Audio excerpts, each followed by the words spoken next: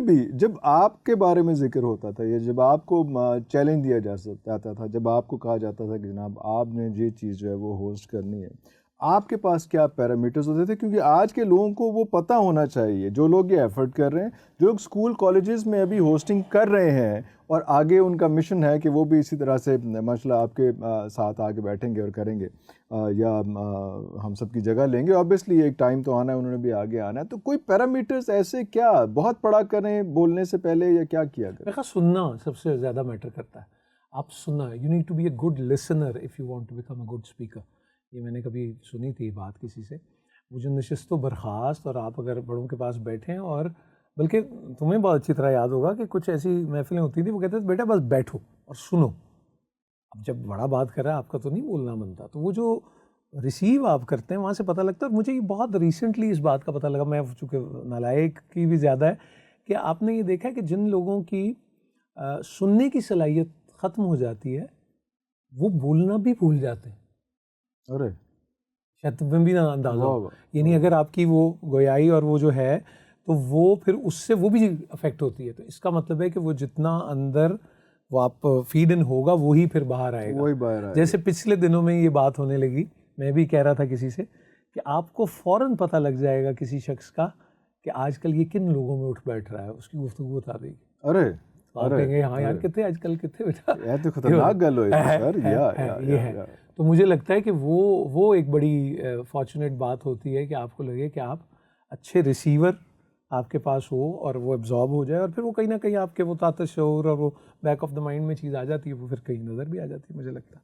तो सुन तो रहे होते हैं, बड़े गाने शाने भी सुन रहे होते हैं, सारा कुछ सुन रहे होते हैं, तो मतलब क्या सुनना चाहिए? ये इंपॉर्टेंट है कि आपकी सिलेक्शन क्या है, आप कौन सी किताबें पढ़ रहे हैं, किन लोगों में बैठ रहे हैं, इसको कैसे ग्रूम किया जाए, इसको कैसे आइडियलाइज किया जाए कि यार अगर मैंने ये काम करना है, कोई भी काम है, उसको कैसे लेके आप बैठें और क्या करें, उसको कौन सी सोबत आपकी ज़रूरी है उसमें? आपको, मुझे लगता है कि आपको जो काम भी आप इखलास के साथ करेंगे और जिस तरफ भी जाना है, जैसे चलो इसको ऐसे कर लेते हैं, आजकल में सब मिलते हैं वो जी, वो आप कोई कहाँ से होता है ये टीवी पे काम, कहाँ से करते हैं, ये हमेशा से इसके लिए क्या करना। तो मैं से पूछता हूँ बेटा प्यास लगेगी तो क्या करोगे? क्या करोगे? पानी पियोगे। अच्छा पानी कहाँ से आता है? कुएं से मिलता है, नलके से आता है, कौन सा है? तो फिर वो सफ़र शुरू हो जाता है।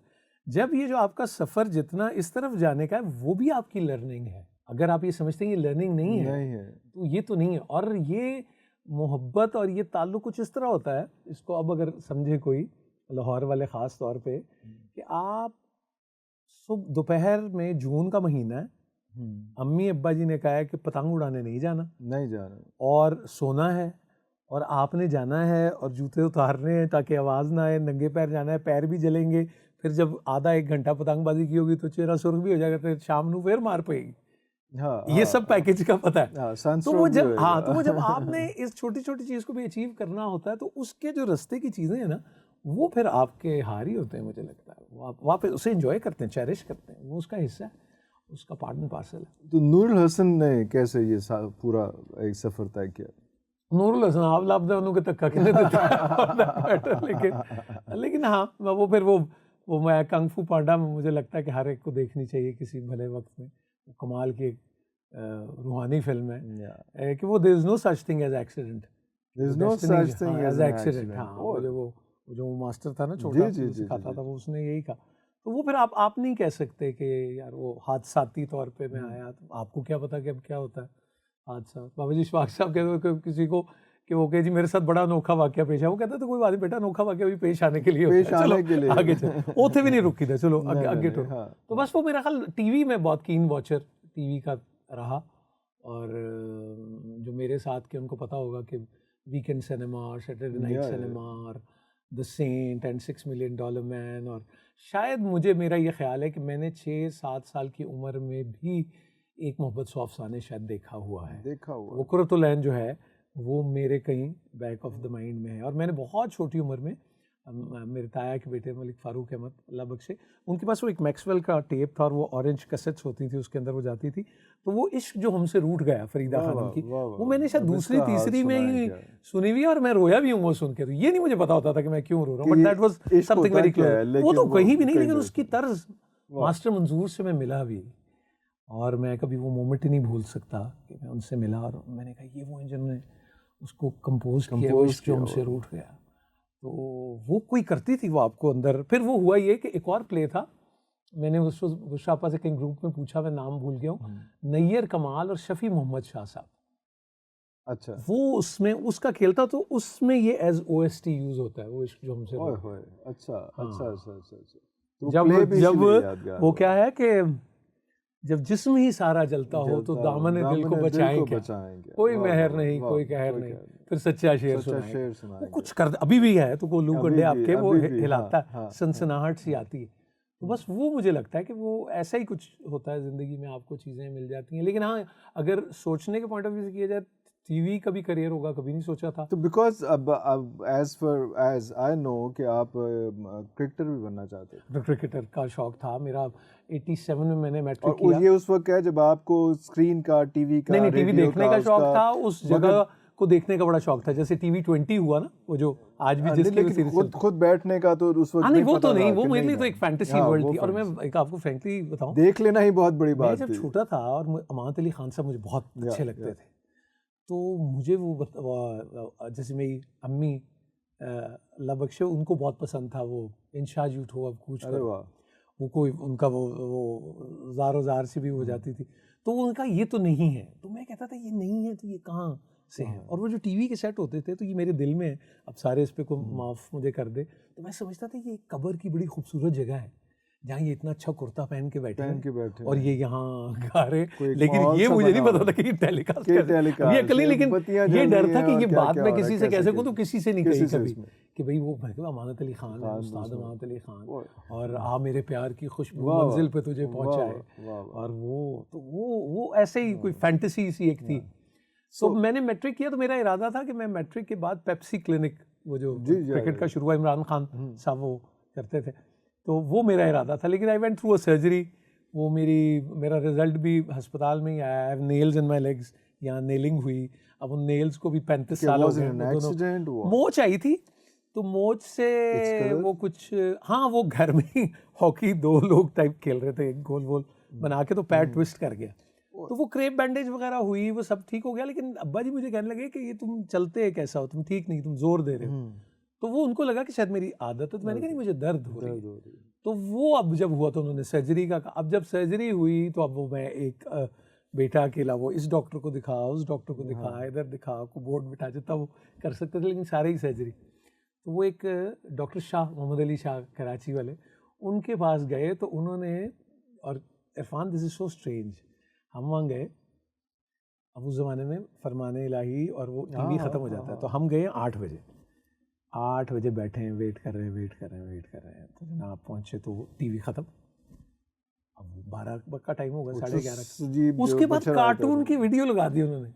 अरे कार्टून भी खत्म। भाईजान कोई 1:45 बजे रात की बारी आई कि जी अब आपकी बारी। तो मुझे अम्मी पे सख्त गुस्सा कि आप मुझे कहाँ लेके और वो सब आ रहे हैं। तो हम जब अंदर गए तो डॉक्टर साहब सर्जरी के लिबास में ही अंदर आ गए। तो अम्मी ने कहा कि जी वो बड़ी देर हो गई। कहने के क्या देर, बच्चों की मूंछें निकल आई क्या, कितनी देर हो गई? He was so fresh। उन्होंने कहा कि आप ऐसा करेंगे, नेल्स मुझसे ले जाए, बुर्जी खाने में खुद ही लगा लीजिएगा, ये तो इतना आसान है, जस्ट टू मेक अस वो एक रिलैक्स। तो वो भी मिला। फिर नसीर महमूद साहब, डॉक्टर रिजवान नसीर, जो रेस्क्यू 1122, उनके अब्बा जी ऑर्थोपेडिक सर्जन, अब्बा जी के बहुत वो दोस्त थे। तो उन्होंने अपने क्लिनिक और मेयो हॉस्पिटल के अलावा वाहिद मेरी सर्जरी मैं ही वो फॉर्चुनेट हूँ जो उन्होंने की। और वो फिर नेल्स अभी तक है। और मैट्रिक से 87। हाँ, मेरा जो रिजल्ट कार्ड है वो मेरे अस्पताल में ही आया। तो क्रिकेट को फिर खैर बात वो फिर कहाँ से क्रिकेट खेलते हैं? बल्कि टेबल टेनिस था, तो मुझे मेडिकल का था कि मैं मेडिकल में चला जाऊँ। तो मुझे लगा कि मैं टेबल टेनिस की बेसिस पे ना वो कर लूँ। तो मैंने ऐसी खाने की मेज़ पे अब्बा जी से कहा, मैंने कहा वो मैं कह रहा था क्या कि टेबल टेनिस। तो उन्होंने ना, उनकी ग्लेयर थी आंखों में हल्की सी, तो उन्होंने कहा तुम चाह रहे हो कि मैं सिफारिश तुम्हारी करूँ? तो मैंने कहा जी नहीं, मैंने तो ये नहीं कहा। तो उन्होंने कहा नहीं, टेबल टेनिस का मतलब ये कि तुम्हें मना किया है डॉक्टर ने, तो तुम वो तो what are you trying to imply? तो मैंने कहा नहीं बिल्कुल ऐसा नहीं। तो वो फिर मैथ, स्टैट्स, इकोनॉमिक्स में के लिए अप्लाई किया। उसमें 2 नंबर कम आए, वो 658 उसका था मेरिट, मेरे 656 आए। तो फिर हमने मैथ, स्टैट्स और वो थे, तो उन्होंने कहा फ्रेंच, मैं अस्पताल में हूँ, तो वो फिर चेंज करके बाद में लिटरेचर किया और फिर वो आगे सिलसिला। मतलब डेस्टिनी आपके बाकी सारे दरवाजे बंद करते करते आपको टो कर रही है कि आपने कहाँ पे जाना है, और लिटरेचर में है, लिटरेचर में पढ़ना पढ़ाना सारा कुछ उसमें, और हाँ, और हमारा क्या ताल्लुक पढ़ने पढ़ाने से, अल्लाह माफ करे। हाँ वो ऐसा, और गवर्नमेंट कॉलेज लाहौर, फिर वो अलग कहानी है कि आप जो है वो अपने डिपार्टमेंट के अलावा हर कहीं हर जगह पाए। मैं मास्टर्स में तो यही मेरे बारे में मशहूर था, बल्कि मुझे वो जो कोई मेरा ख्याल है कि जब हमारे को अवार्ड्स हुए, फेयरवेल अवार्ड्स होते हैं, तो उन्होंने मुझे इंटर डिपार्टमेंटल रिलेशंस का भी अवार्ड दिया। बल्कि वेलकम पे शायद दिल फेंक अवार्ड मिला था, उस पर फिर ये हुआ आहिस्ता आगे बढ़ा। तो बकौल मेरी बीवी के कि तू आपने सब कुछ किया सिवाय पढ़ाई कॉलेज में। That's so lovely. लेकिन फिर उसके बाद टीवी का दरवाजा कैसे खुला, या पहले रेडियो या टीवी, डायरेक्ट टीवी? नहीं, थिएटर। हाँ, गवर्नमेंट कॉलेज लाहौर ही, GCDC, और वो भी जाहिर बात चूँकि वो एमए तो हम वो कर सके, तो वो मैं एक दिन कॉलेज गया और हमारा वो फाइनल ईयर था, तो मैं नहीं उसके एग्ज़ाम दे सका था, और मैंने एक नोटिस बोर्ड देखा और उस पर वो था कि एक्टर्स वगैरह, तो मैंने डेट देखी तो डेट गुजर गई भी थी। हाँ, तो मैंने कहा वो अच्छा, तो असगर साहब का नाम लिखा था, तो मैं असगर साहब के पास चला गया, असगर नदीम सैयद साहब के पास। तो ऐनक मुझे लग गई हुई थी उस वक्त भी, तो असगर साहब ने कहा कि वो, बल्कि वो किसी से बात कर रहे थे, पूरा उन्होंने हल्का सा देखा, उन्होंने कहा वो मेरा असिस्टेंट है खुर्रम, वो उससे मिल लो, और कोई प्रोफेसर, तो उन्होंने मेरे ख्याल ऐनक, मैंने कहा इन्होंने ऐनक से प्रोफेसर का प्रोफेसर कैरेक्टर है वो कर। अच्छा, अब खुर्रम को ये क्रेडिट जाता है, ये मैं हमेशा ही ये कहूँगा। खुर्रम वाज असिस्टिंग असगर साहब, तो उन्होंने कहा, और तबा आज़ाद यानी एक ताज़ा खेल बहुत सालों बाद होने लगा था गवर्नमेंट कॉलेज में, I think after 12 or 13 years के कोई ओरिजिनल स्क्रिप्ट लिखा गया, भोला सच बोला उसका नाम। तो वो मुझे खुर्रम ने कहा कि हाँ वो एक दरबान का रोल है। मैं को मर गए, पहले उन्होंने प्रोफेसर की ऐसी दरबान पे चालर खिलाना।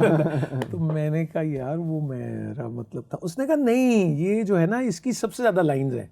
अच्छा, मेन कैरेक्टर दरबान। हाँ, ये दरबान, वो असल में उसका कॉन्सेप्ट ये था कि 21वीं सदी का दरवाजा है, हाँ, उस पे दो दरबान खड़े हैं, तो दरबान नंबर 1 और दरबान नंबर 2, तो उसमें पॉलिटिशियंस भी जा रहे हैं और वो भी तो उनका इंटरव्यू वो करते हैं। तो उसने कहा तुम स्क्रिप्ट ले जाओ, तो ये वो आता है, तो और इसने ऑफ नहीं होना, वो जो एक बार स्टेज पे आ गया वो नहीं। तो मैंने वो पढ़ा, तो वो तो सारे ही दरबान, तो मैंने कहा ये मैं कर लूंगा डन। और बाकी कैरेक्टर्स आ जा रहे हैं, हाँ, वो आ जा रहे हैं, पॉलिटिशियन आ रहा है, पॉप सिंगर आ रहा है, फिल्म स्टार आ रही, मॉडल आ रही है, सब आ रहे, पहलवान आ रहा है, वो सारे। तो वो उसने मुझे कहा, और उस वक्त तक उसके लिए एक बंदा वो ऑलरेडी सिलेक्ट कर चुके थे, सारी कास्टिंग हो चुकी थी। I don't know what Khurram had in his mind. तो खुर्रम ने कहा कि ये है, तो मैंने अगले दिन मैंने कहा हाँ डन। तो वो अब वो थोड़ा अनरेस्ट सब में आना शुरू हुआ कि भाई ये नया कौन सा एक आ गया। लेकिन वो मुझे लगता है कि मैं ना वो एक बद्दू का ऊँट ही साबित हुआ। हुआ ये कि मैं फिर खुर्रम के साथ मैंने असिस्ट करना शुरू कर दिया असगर साहब को, उसी प्ले में और एक्ट भी किया। तो अब वो चूंकि वो प्ले था, तो वो सबके ही मुझे लाइंस भी सबके भी याद होने शुरू हो गए। और फिर हमारा गवर्नमेंट कॉलेज में ये था कि मैं इंग्लिश डिपार्टमेंट से था, तो उर्दू खेल वालों को वो कोई इतना पसंद नहीं करते थे, अंग्रेजी वाले मुझे लगता है लुक डाउन करते थे। अभी भी शायद ये सिलसिला कुछ साल तक रहा है, अब तो शुक्र है ठीक हो गया। तो उन्होंने मुझे कहा कि तुम एक इंग्लिश डिपार्टमेंट से what are you doing in Urdu play. तो मैंने कहा मैथमेटिक्स वाला कहाँ जाएगा, ये क्या वो निकाली है। तो वो काफ़ी डिस्करेजमेंट थी ऑल ओवर ही, लेकिन उसने और ताकत एक दी, और मैंने अपनी ज़िंदगी की पहली बसंत उस प्ले के लिए छोड़ी जिस रोज़ उसकी फुल ड्रेस रिहर्सल।